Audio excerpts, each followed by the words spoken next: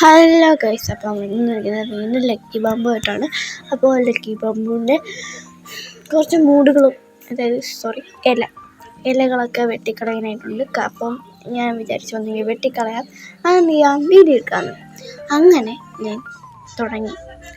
2-3 ഇലയൊക്കെ ഉണ്ടായിരുന്നുള്ളൂ, അതൊക്കെ ഞാൻ ഒന്ന് വെട്ടിക്കളഞ്ഞു. പിന്നെ നമ്മൾ ഇപ്പം ഞാൻ വെട്ടുന്ന ഇലേൻ്റെ തണ്ടിൽ ഇതുവരെ മുളച്ചിട്ടില്ലായിരുന്നു. നമ്മുടെ ലക്കി ബാമ്പുവിൻ്റെ ഒരു മുള വന്നിട്ടില്ലായിരുന്നു. പക്ഷെ ഞാൻ ഇന്ന് നോക്കിയപ്പോൾ എന്തോ നല്ലോണം വന്നു. പക്ഷെ അത് കാണിക്കാനായിട്ട് ഈ പുറത്തത്തെ ഇലയും സമ്മതിക്കത്തില്ല. ഞാൻ ഇലയാണെങ്കിൽ ഞാൻ സമ്മതിക്കത്തില്ല എന്ന് പറഞ്ഞിട്ടാണ് ആ ലക്കി ബാമ്പുവിൻ്റെ ഇല നിൽക്കുന്നത്.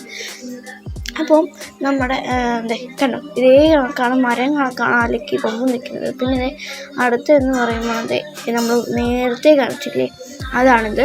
പിന്നെ ഈ ഇത് അപ്പോൾ കണ്ടോ, ഇതൊന്നും കാണിക്കാൻ സമ്മതിക്കത്തില്ലെന്ന് പറഞ്ഞിട്ടാണ് ആ ഇല ഇരിക്കുന്നത്. എനിക്കറിയത്തില്ല ഇല എന്താ ഇങ്ങനെ നിൽക്കുന്നത്. ഞാൻ മിക്കവാറും ഇല വെട്ടിക്കളയേണ്ടി വരും.